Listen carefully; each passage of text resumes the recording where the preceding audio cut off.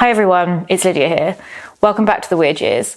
This is the podcast where we take apart the big, existential, meltdown-inducing questions that hit in your 30s.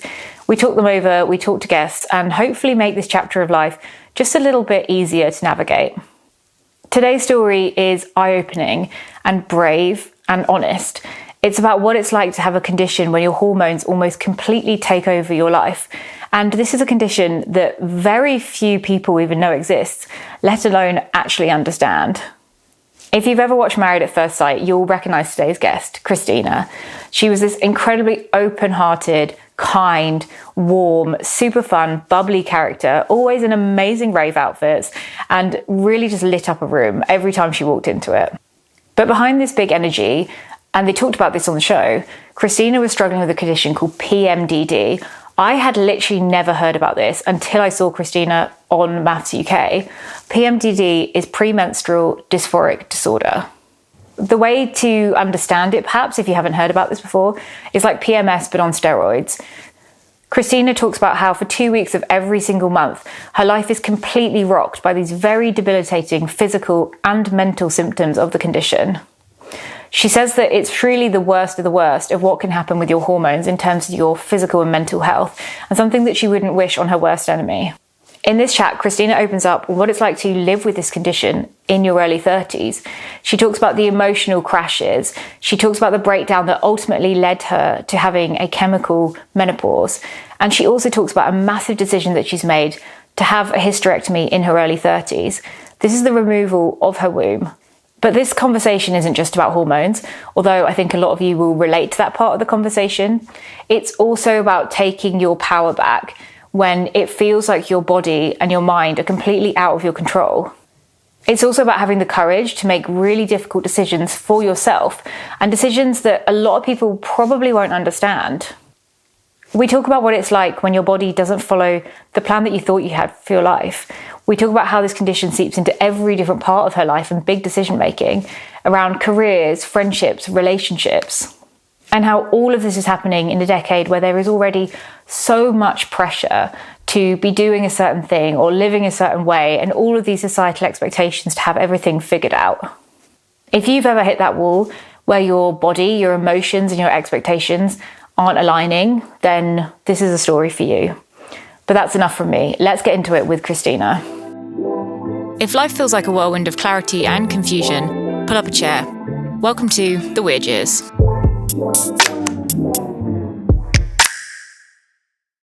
Kristina, welcome to The Weird Years. Thank you so much for having me. I am too excited that you're here. And literally looking like, I don't even know what to call this. It's like cool outdoor Barbie. Maybe you're going to a jungle, but you're also going out for brunch. It's a great outfit. Thank you so much. Do you know, I literally, I'm not going to lie, I did throw this together really last minute, which is really, really unlike humble brag. Me. Humble brag, looking that good so last minute. Really, really, really unlike me. But I thought, do you know what? I'm going with it. Sod it. I'm here now. No, I love it. Thank you. We're going to get into so much today. And I want to kick off because for people who don't know you, I discovered you through MAFS. Mm-hmm. So we can touch on that. But who are you to the world who's never watched MAFS?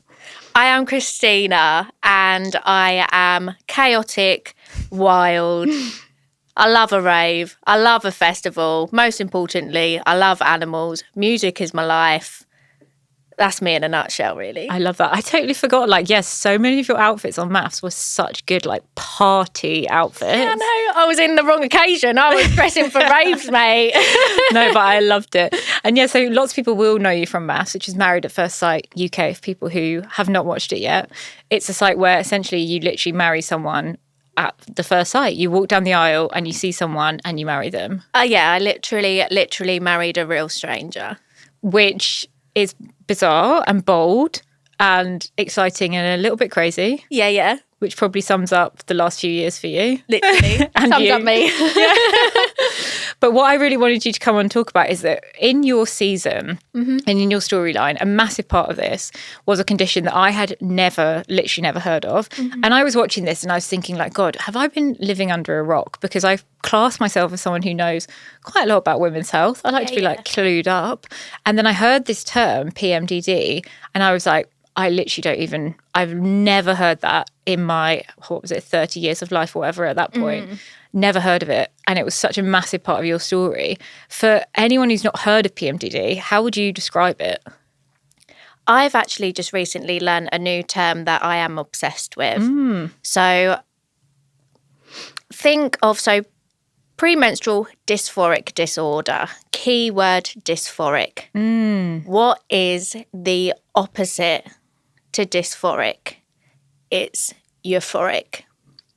Right. So euphoric being the most high, intense, incredible, amazing, thrilling, wonderful feeling in the whole universe, to then go from that to dysphoric. Dysphoric is the lowest of the low that you could ever possibly get. That's how I am now describing it. I'd never even put that thought together, because when I was thinking of, dysphoric's not obviously a word that you hear very often, is it? Yeah, absolutely. And everybody knows this. Everybody knows euphoric. Yeah. But nobody's thought of the opposite to that. And it's dysphoric. It's the complete and utter opposite. And it's premenstrual, so people probably would have heard of PMS. PMS, premenstrual. What's PMS actually stand for? Premenstrual stress. Yeah. Right. Which lots of us would have heard of you don't feel great around your period. You're feeling a bit aggy. People have it better or worse, right? Absolutely. But PMDD is tied into your period, but the worst of the worst that you can have. Yeah, and for a substantial amount of time, it takes up 2 weeks. 2 weeks? 2 weeks of every month of your life. Wow. And what is that like when you're in that for 2 weeks? What are your kind of symptoms? How do you experience that? I'm super emotional. I have no energy. I'm so fatigued, but then insomnia. I can't sleep. You're just running on empty. Every muscle aches, your bones ache, your appetite changes, mood swings, your skin, your body. I bloat terribly, and it's so uncomfortable. Obviously the period cramps, the heavy bleeding, the list is endless. It's quite it's quite intense. Yeah, and there's a duality of it, so it's not just the emotional pain and dysregulation, but it's also all of the things you'd have on your period, but 10 times. It's PMS on steroids. Jesus. Yeah, but it's just for that 2 weeks, not just the week. Yeah. And people, I guess, there's so many people obviously have so many opinions about women's hormones. Out of interest, have you met people who really downplay it? Because PMS, people kind of treat PMS like it's a little bit of a joke. It's she's moody because she's on her period. Yeah. That kind of often very misogynistic traits to it, right? Yeah. Do you find that people, when they hear of PMDD, they presume it's not that big a deal? Yeah, so I've had really mixed reviews. I've had, some people say it's an excuse, which, really? My goodness, I can promise you it's not an excuse. I've had people say, how can it be that bad? How can you feel so low and change in the flick of a light switch? How can that possibly happen? Yeah. I've had, there's been a lot of questions sort of around it, but it is really hard to explain, because when you don't know how you're feeling yourself, how am I supposed to tell you when I don't know? So it's really difficult. And the thing, when you communicate and when you say, right, I'm struggling, I'm in PMDD right now. Well, you need to do this, you need to do this, you need to do this. I can't. Right. I can't. Well, so it's people would be oh, well, have you tried exercising? You need to eat well, you need to meditate or whatever. You get thrown lots of little Band-Aid ideas. Yeah. And it's a minefield. It really, really, really is. You do welcome good intentions. You welcome good potential advice, but until you're living it, you will just never, ever understand. Never understand. It sounds almost like, I think, things like depression and anxiety. Like one of my really close friends has really bad depression and anxiety. And it's always like, I'm always reminding myself of like, there's nothing like until you're in it, and you cannot understand what that's like, because to you, the idea of like to me, the idea of not being able to get out of bed, I'm like, oh God, I just can't even imagine that. But to her, it's like, well, there's no alternative. Like all these things that might be great and pull you out of a slump, like they won't touch the sides. Quite literally, like it affects every single day life, like quite literally, from literally waking up, setting your alarm, brushing your teeth, having a shower, washing your hair, like it can honestly become impossible when you are in the pits. And does it, because you said it comes for like 2 weeks every month, in those other 2 weeks, are you like unaffected, or is it also like underlying there? So I definitely know now what is PMDD and what isn't PMDD. But I've just trialed. So I've just recently this year gone into chemical menopause. Okay. Tell us about this. I actually only heard about this again through your stories. So like I'm getting a full education every day that I'm following you. Yeah, thank you. So I chose to go into chemical menopause because I had a really, really, really nasty breakdown in May, which I haven't, and I have, not many people know, and I haven't really spoken about it, but I was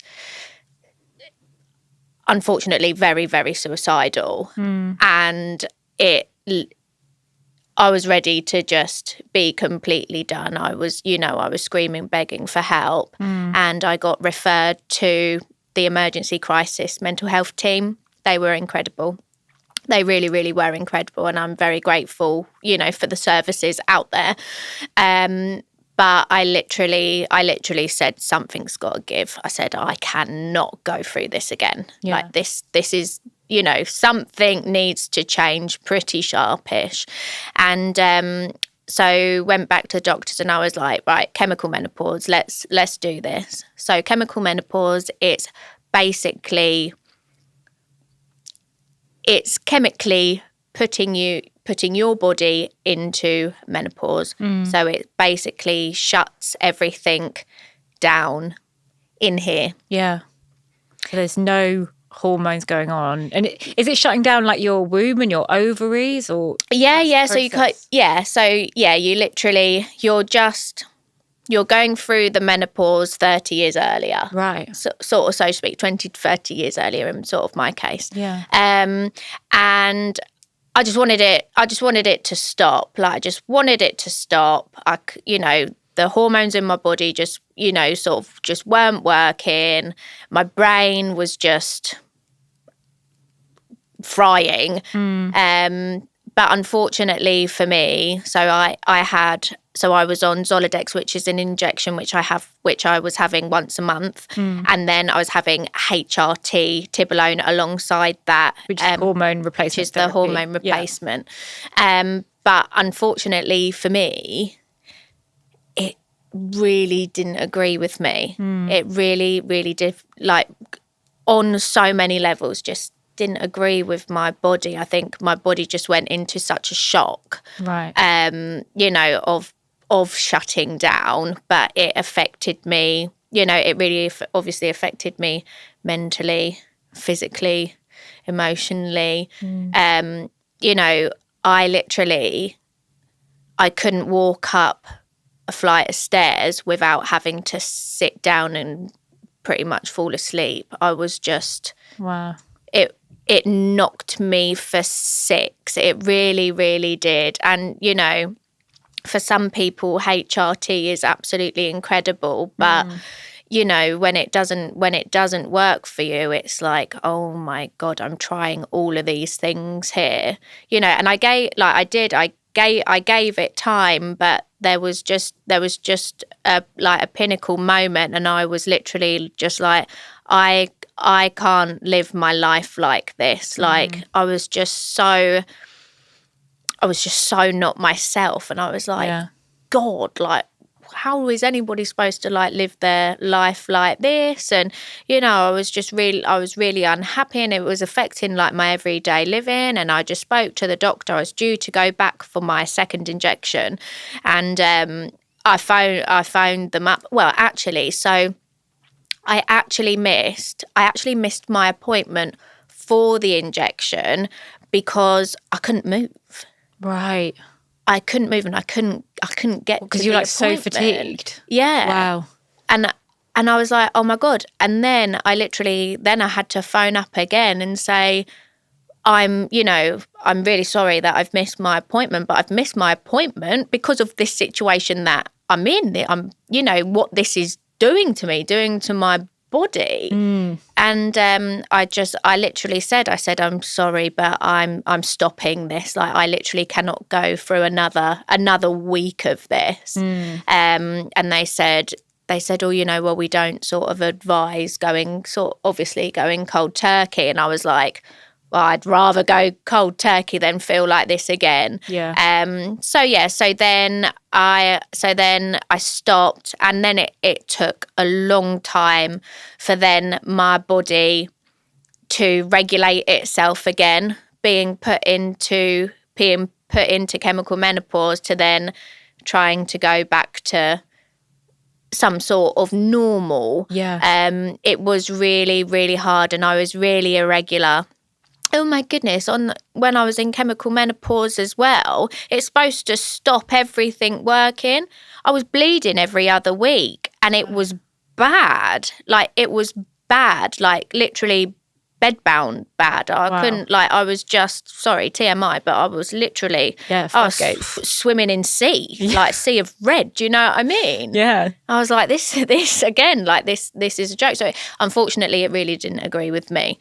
And I said to them, they said obviously about not going cold turkey. I said, I don't want to. And then I just said, something else needs to change. And they said, well, you're going to have to like wait for another gynecology appointment. And I was like, well, how being referred back to gynecology, we know what that's like. It's an absolute nightmare. And I said, well, how long am I going to be waiting for that? I said, what am I supposed to be doing in the meantime? Like, how am I supposed to get back to some sort, you know, I'm still struggling regardless. Yeah. Like, how am I supposed to navigate where I'm going next? Well, you're just going to have to wait for your gynecology appointment. I said, well, I want a hysterectomy and I want one now. So the hysterectomy was your idea. You read about it like through, you know, forums, or how did that? Because I imagine, like, the only time I've heard of a younger person having a hysterectomy was actually that there was a woman in the US who knew she didn't want kids, and she was trying to go through that process because she didn't have PMDD. She had like a lot of hormone related like challenges, and she was like, I know I don't want kids, and I don't want this anymore. I don't want my womb. For anyone who's listening, like, it's the full removal of your womb and your ovaries. So you can actually, depending on your individual situation, some people choose to actually keep their ovaries. But for me, get it all out. Because it's all producing hormones. It's all part of the condition. I literally do not need one bit of hormone in my body, thank you. Yeah. Get it gold. Take it all, get rid of it. But yeah, this woman, she was like battling the medical establishments because people are so firstly, I think a lot of women's health is like downplayed, right? Of like, oh yeah, anyone who's come off the pill or started the pill before will know that like that journey of your hormones regulating is a journey, and then you times that by 1,000 with something like PMDD, and then it's like you can't even imagine what that process must be like. But then you're often working with a lot of male doctors, I guess, often, and maybe there's not like the empathy of like how that journey can be and how disruptive that like no one goes into having an organ removed from their body lightly, do they? And this is the huge thing. All I've had, like, you know, when I first started talking about a hysterectomy when I got my diagnosis and came out of MAFS. Like, quite, you know, so nearly 2 years ago now. So a long time. It's a really substantial, like, you know, a long substantial amount of time. But I was thinking about hysterectomy before that anyway. Yeah.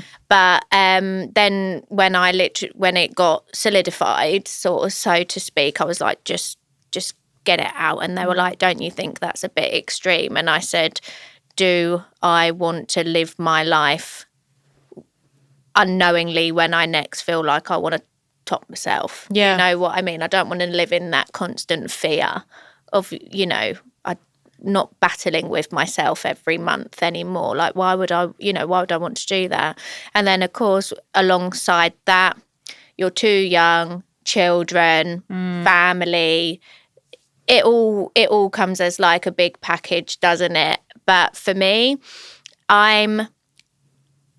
it's taken me 3 years to really solidify my decision. I've thought about, you know, the thing is as well with, you know, with like the whole PMDD situation, like with the whole children situation, I've had to like really think sort of ahead and be like, the next person that I meet, I need to make sure that they're okay with not having children. And it's like a really vicious like cycle of like trial and tribulation. I don't want to say it like that, but do you know what I mean? Like, you're having to go through that like really awkward like process, but then like in the back of my head, definitely more so in the like earlier days, I was like, am I going to meet someone in the next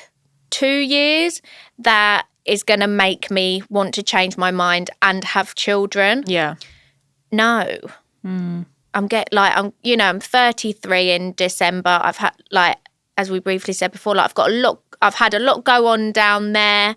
What is the likelihood of me being fertile? What is the likelihood of me, you know, being able to, like, you know, carry full term? You know, I had an ectopic pregnancy a long time ago, and I was very, very fortunate that I kept both tubes. But, you know, I still don't trust it. Yeah, and you'd be opening yourself up to a whole other world of, you know, the hormones of pregnancy are also a whole other journey in themselves and postpartum. Yeah, and it's just really, really not worth my while going through that. And, you know, it may come across as selfish, but I do want to make a point of, I have sort of looked into being an egg donor. So I really have like explored, you know, I have had to think about it. It's my life. Yeah. You know, it's such a huge decision to make. I'm taking away what somebody might say is what I was placed on this earth to do, reproduce. We don't fucking listen to those people. But we don't listen to that. No. We don't listen to that. So yeah, I feel like, you know, not only for myself, but for everybody else, to be a voice and to break the stigma of, actually, if you don't want children, it's okay. And that's the big part as well, right, to the listeners, is that it's not just because you have like this condition, it's because it's not something you wanted anyway.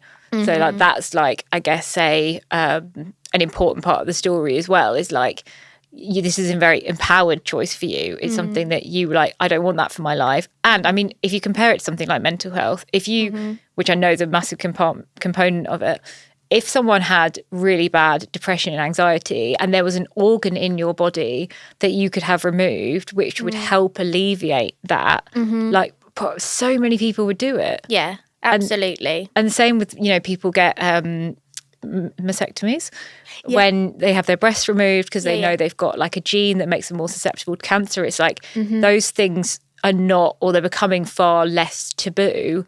And yet when it comes to like something with fertility, it's still, I guess, quite a touchy subject. Yeah. You just don't hear about it. Yeah, it's there's so many ways that like people can look at this like situation. You know, I don't want to be classed as selfish, but I'd be doing myself a disjustice if I listened and followed the crowd and, you know, sort of whatever. But my whole life, I've been around children my whole life. Like, I worked in nurseries my whole life. Like, you know, I've been involved with children everywhere. Obviously, I was a stepmom for 5 years. Do you know what I mean? Like, I just want to be Stina. Yeah. Just want to be Stina. So do you have a timeline of when you're going to have that done? No. Okay. It's just in the future. No. So as soon as possible. Yeah. As soon as possible. They know. So when you, obviously going back to, you know, when I first mentioned about the hysterectomy, they're so well aware that, you know, it's the end result for me. So, and, you know, I was really lucky that they didn't, you know, they didn't battle me too much. Yeah. They did listen. So. Wow. I know. Will you do, this is such a weird question. I'm like, go on. Don't let that come out of your mouth. No, go on. Will you keep it? Are you going to like bury it somewhere?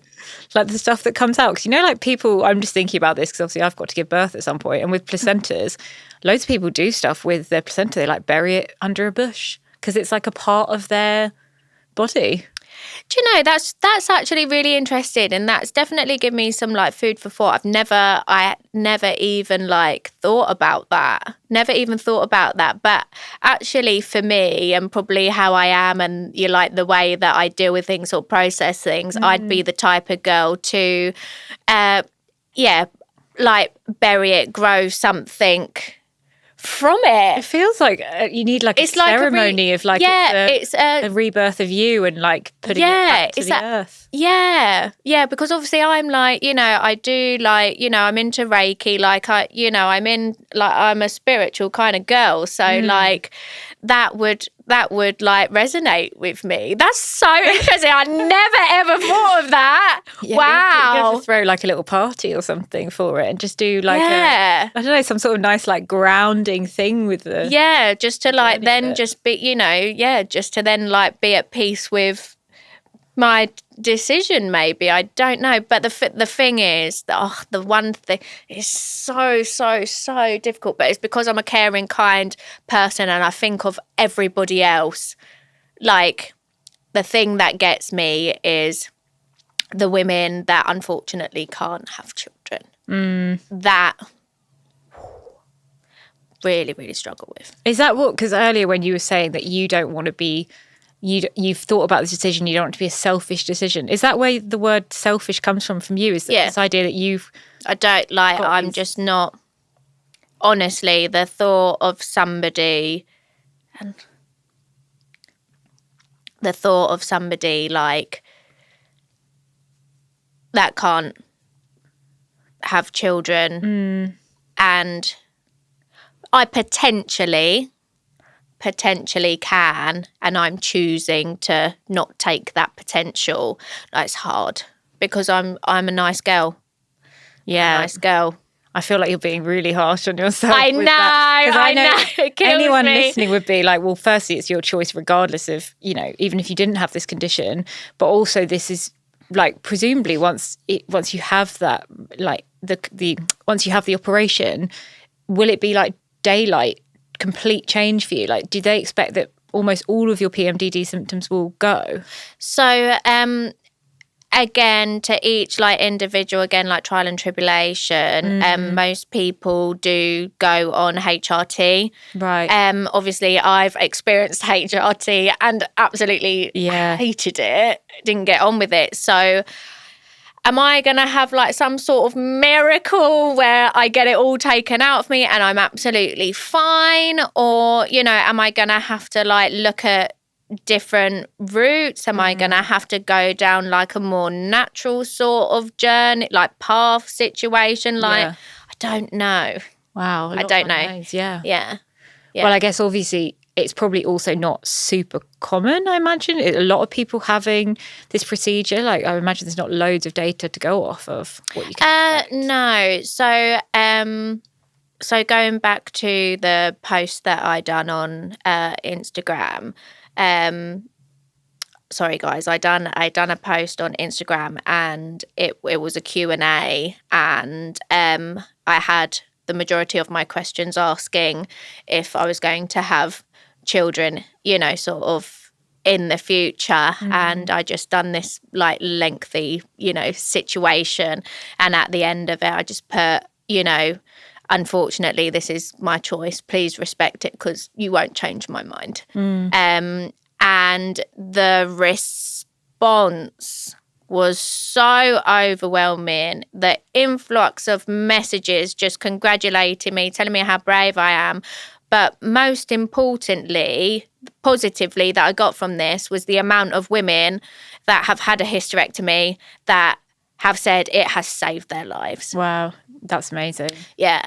I'm also just so glad that you got that response, because I think people can, especially as we said before, like you can't imagine what it's like to live a life where this is such a big 2 weeks of every single month. I know, it's like half your life, literally. And it's like, in my view, it's like, well, just do not have an opinion on it. Like, you cannot have a negative opinion on someone's decision in this because you've not walked in their shoes. But I'm so glad that what you got was like loads of support and love. Yeah, and I just think like, it, like, you got to look at it as you sort of said earlier, like, I'm willing to remove organs in my body because that is how bad I'm suffering. Yeah. Like, that is the lengths that I am wanting to go and need to go to have half a chance at like the rest of my life. Yeah. And I guess people probably feel like they know you from having been on MAFS. Oh, yeah. It's like we've got this tiny little like window into your life, and I think seeing you suffer on the show and like the emotional ups and downs, and then having a partner who put you through a lot of emotional ups and downs as well, like I think people just had so much empathy for you. I know when I was watching it, I was just being like, this girl is lovely and amazing, and like just one of those people who you can tell like walks into a room and lights it up. So I think people probably come at your situation with like that level of like, well, we kind of know her, we know what she's going through, and it's obviously not been easy. Yeah.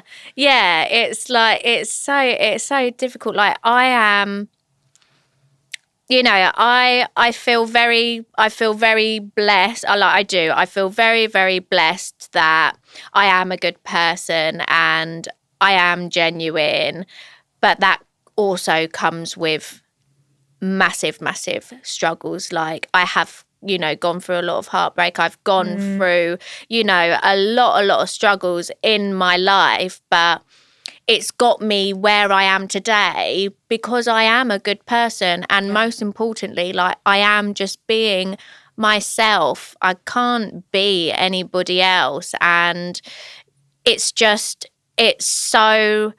so refreshing and so, really empowering that I've been able to be a voice for so many people.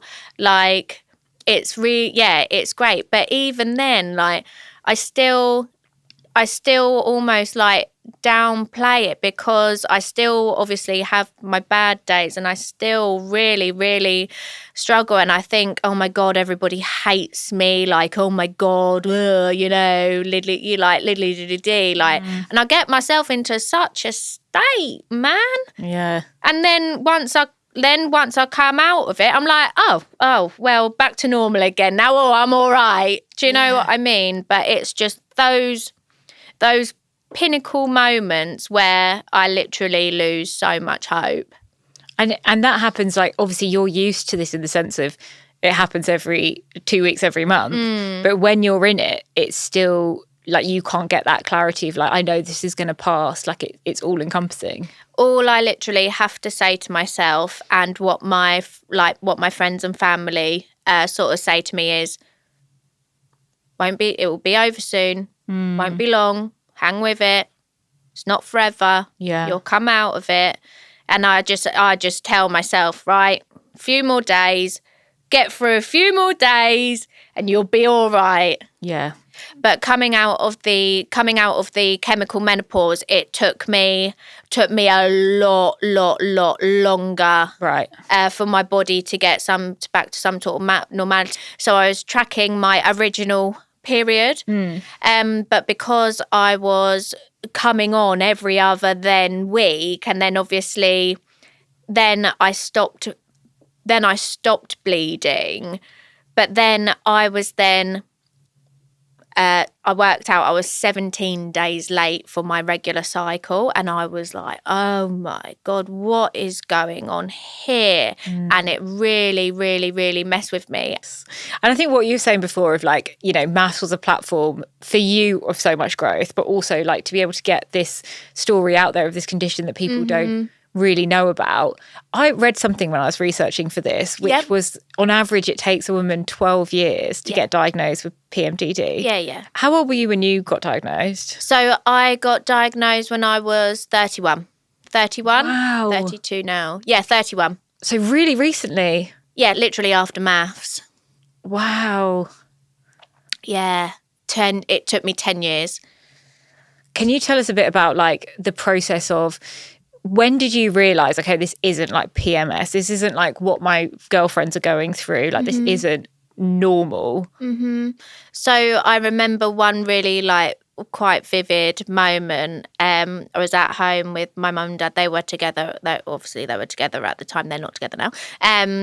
But we were all at home, and I must have been, I can't remember how old I was, but we'd got McDonald's and I was eating a Big Mac burger, and I was eating a Big Mac burger and it fell apart in my hands, and I couldn't for love nor money hold this burger together to eat it. And I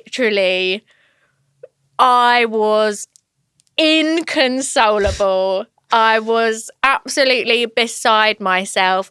Why can't I eat this burger? What is this? It's falling apart. Who made this? Like, it was a real moment in my life, and I was like, is this what my life has come to? I'm crying, like severely crying over a Big Mac because I can't eat it.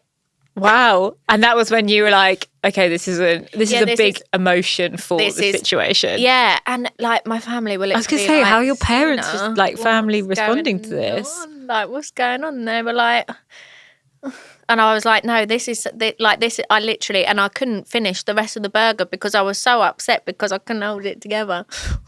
Was there a series of these burger moments when you were like, okay, my reaction is unusual to say? But funny enough, there was actually another time, and we had gone to, as a family, we had gone to a restaurant, and there was nothing that I liked on the menu, and I was distraught. I took it so personally that there was absolutely nothing that I could eat on this menu.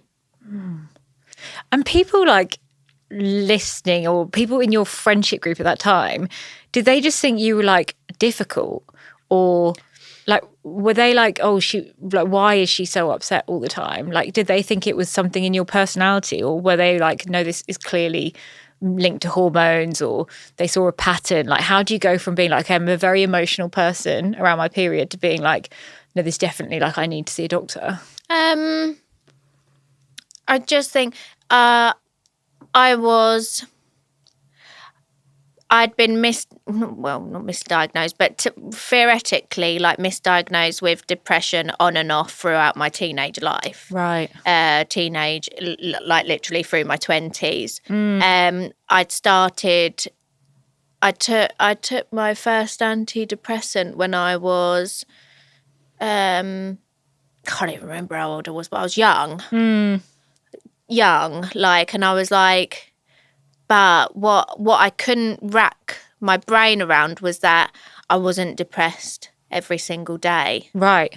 I wasn't depressed every single day. It was just when I was around my period. Yeah. And we were like, well, you've just got a nasty case of PMS. No, it's worse. I know there's something more to this than just PMS. Yeah. Because I was all right for 2 weeks, but then not the others. So the antidepressants weren't treating effectively like the right thing. Right.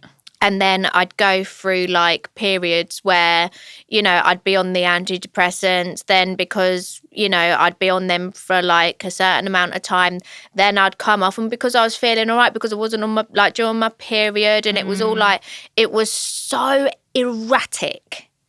So erratic. And it was like, yeah, I didn't know if I was just coming or going. And then it would be a case of like, I'd be all right. And then I'd have like a massive burnout, massive crash. And I was like, yeah, this is really concerning.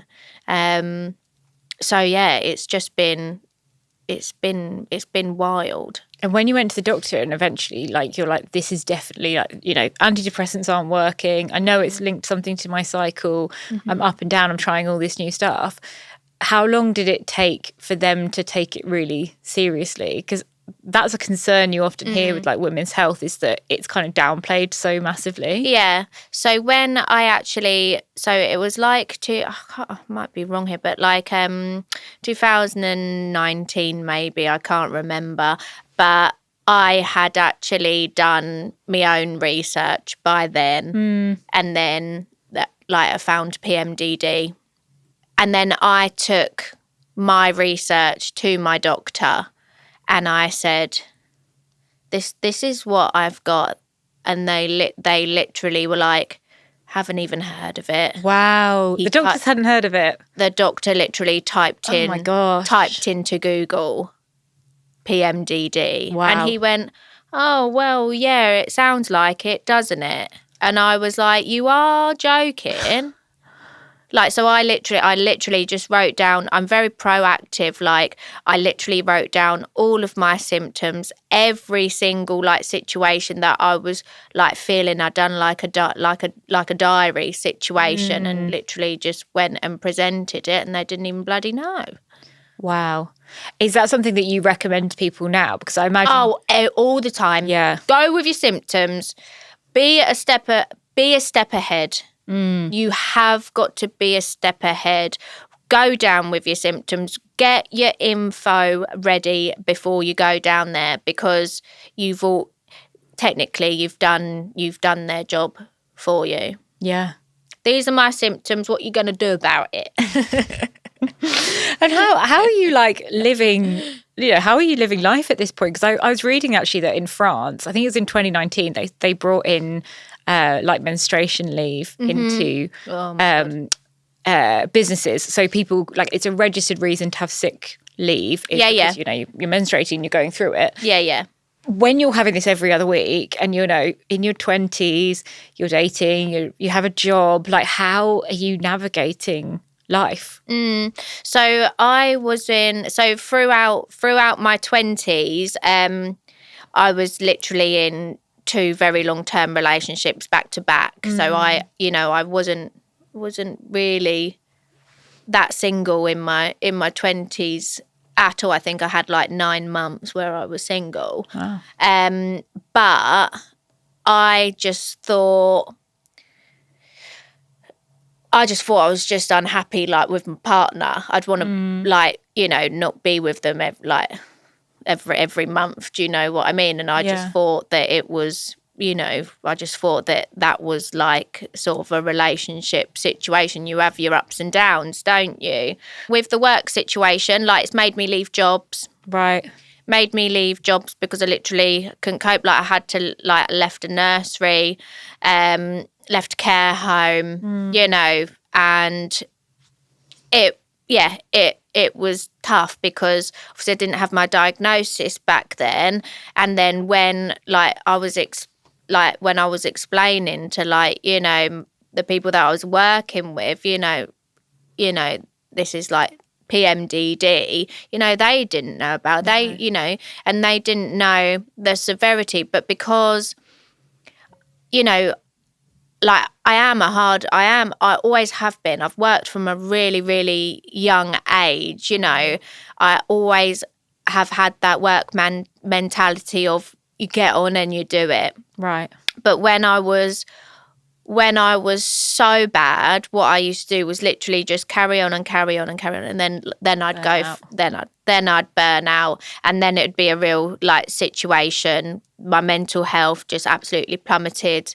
I was off sick, like for a substantial like period of time.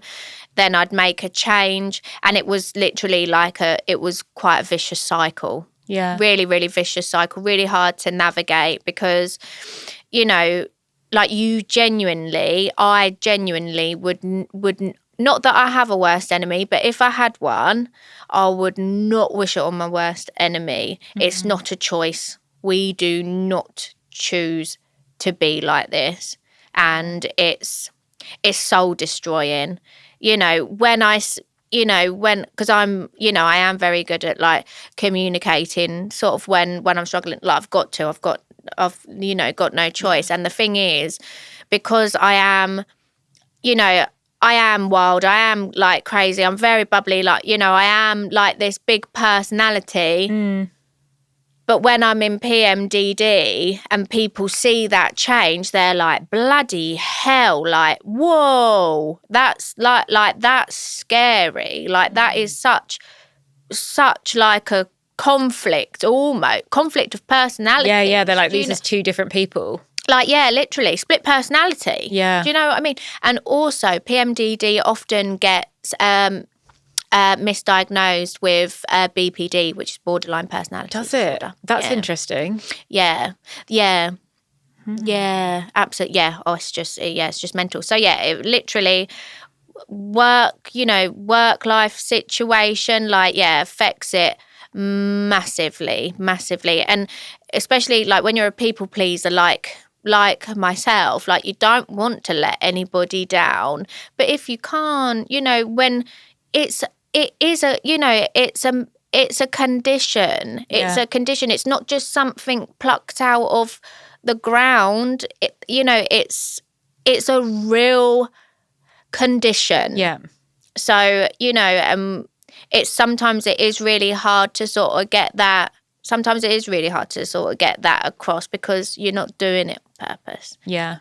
And I mean, even I think I only read that it was 2019, I think that they added it as like an official condition, like in the medical literature. Yeah. Like before that, people hadn't even put pen to paper, like for women like yourself to say like, no, this is a real thing. It's very much grounded in science. There's all these hormones that we can track and we can see it and like it's there. Yeah, it's hard. It's really, really hard. And like, it's hard, it's hard to like, so if like, prime example, like if I, like, it got to the point where I was literally having to plan my life around my period. Mm. Like if I was at a festival, if I was at a rave, if I was like going out, if I was like seeing friends or family, like the anxiety that it gave me if I knew that I was going to be due on, like it ruined. Absolutely ruined for me. It sounds almost like, a fairy tale of like turning into the wolf or whatever at midnight, and you're like having to think about that of like, I know this thing's coming. Yeah, it's coming, mate, it's coming to get ya. Yeah. Countdown. Run. Big X in your calendar for those 2 weeks. Yeah. And I mean, what we do so much on this podcast is talk about like the big life decisions of your 30s. And you talked about one with, the choice not to have kids and to have your surgery. How does it play out now in your life with your work and with dating? Do you tell like your people you're working with, people you're dating, like how quick off the bat are you to let them know that like this is something in my life? So I think everybody knows, like, I'm so open. Yeah. Like, I have no filter. Like, I could literally tell you anything and it wouldn't faze me. But the the first thing I will say is just to let you know, I suffer with, like, theoretically, like, a mental health condition. I have PMDD. I really suffer with my periods, and, like, you can't hide it. Yeah. You cannot hide PMDD. No matter how well you think you wear the mask, your mask will slip off. And, it's just, unfortunately, it's a part of you, and you can't hide it. So I'm very upfront, very open. I'm very honest. I have this. Dating wise, it's so difficult now. Like, obviously, dating, like, for the majority of people that I seem to attract have seen me on TV, so they know. They know, yeah. So they know that I struggle, and then it's sort of their choice if they then want to sort of pursue that or not. Do you sometimes find you're dating people and they think they, like, understand it, and then they get in it and they can't cope with it? I haven't dated enough. What we saw on MAFS. Honestly. A little bit. Some people could have stuck it out a bit more. No shade. No shade. Yeah, it is just what it is. Like, the thing is, like, if we want to touch on that sort of subject, let's use an example, Nathan with his ADHD. Yep. Another person who was on the show. On the show. Yeah, sorry. Nathan and Lacey, I could never, ever imagine, if I was matched with Nathan, I could never imagine myself turning around to Nathan and be like, I can't be with you because you got ADHD. Yeah. Yeah. That's sort of how I've looked at it. I'm glad that you've got to this point, because when we were watching you on the show, sometimes, like, I always wanted to shake him because I was like, you're an idiot, you don't know what a catch you have. But also sometimes I'd want to shake you because it felt like there was sometimes these feelings of guilt, or like this, like, I felt horrendous. That you were too much, or like, no one could, like, love me, no one could be with me because this is too much. So I'm glad that you've now got to this point, because everyone's got something, don't they? Like, everyone comes with baggage. Like, that is love, and that is life, and in relationships is that. And also, you can start dating someone and everything's amazing. Yeah. And then someone gets on well down the line. It's like, this is part of life and being committed to people. Yeah. It's so difficult because, like, I wish, like, I don't know. I feel like, and I don't know what it is at the moment, but, like, yeah, I sort of haven't been on it enough. I haven't been on enough dates since MAFS for it to get as far as PMDD being an issue. Right. Because, like, I don't know. I don't date. I went through a massive, like, self-healing journey. I wanted to get my PMDD sorted. That was my main priority. Yeah. And then so I literally was like, went through a stage of, like, no boys, I'm focusing solely on myself. But then, I thought, I'm getting a bit, I want a husband again. Do you know what I mean? So I, like, dipped my toe in the old pond. Bloody hell. The pond is toxic.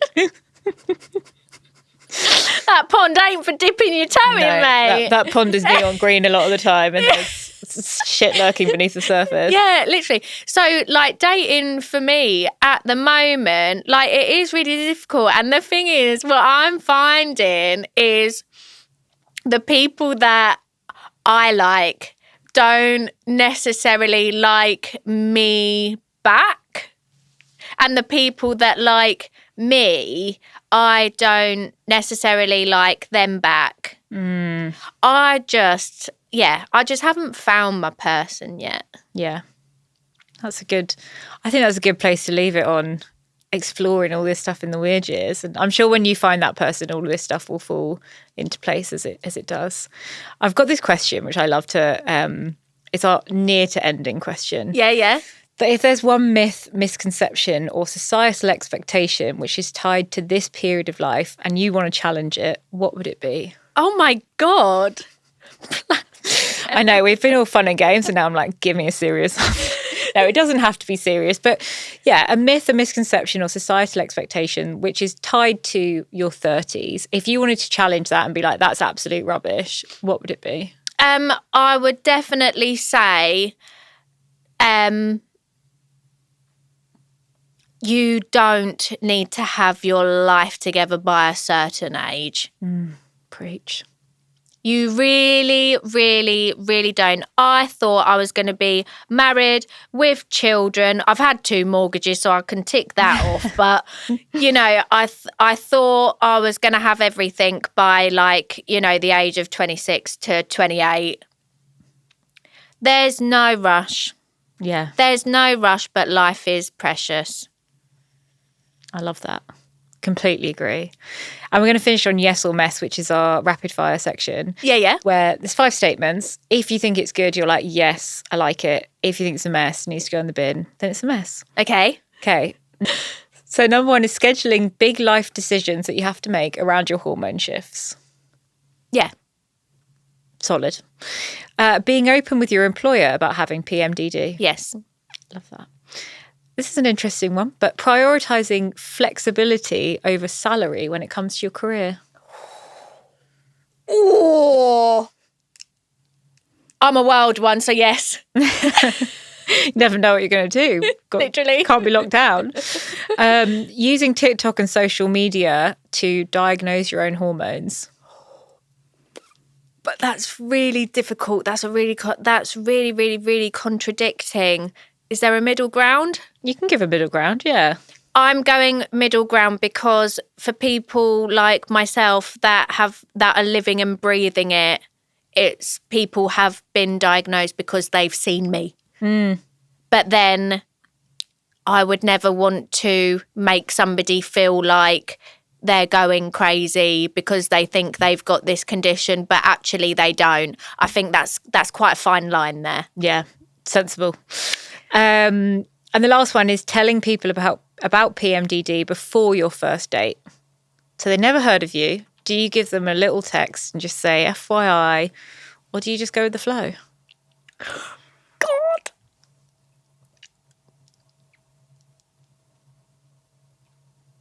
I've never ever thought about that.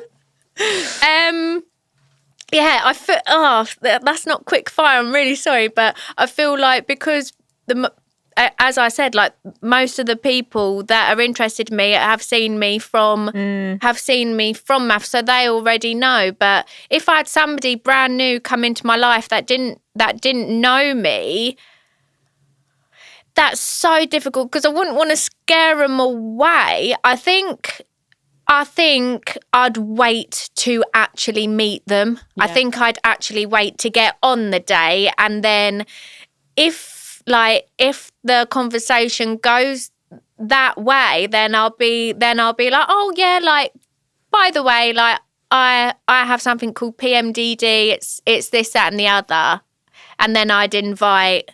Yeah, I would invite that conversation for sure. I'd have to. It's part of life, isn't it? It's part of life. It's part of my life. Amazing.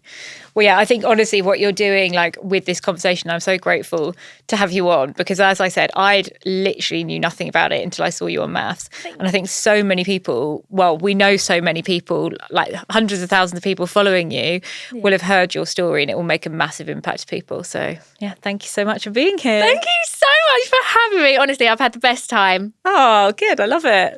And maybe we'll have to, maybe we'll see on your stories at some point in the future that you're having a little gong ceremony or something for my womb. Burying your womb. And it will grow into a beautiful tree. Absolutely. Yeah, it will grow into some lilies, no doubt. That's nice. Yeah, we'll manifest that for the future. Absolutely. Amazing. Thank you so much. Thank you.